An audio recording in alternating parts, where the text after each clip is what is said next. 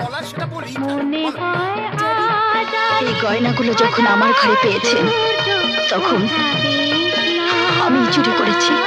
তুমি চুরি করেছো? তোমার এত বড় সাহস! তাহলে বন্ধুরা, আমাদের নতুন পুকুর কেমন লাগছে তোমরা দেখতেই থাকো।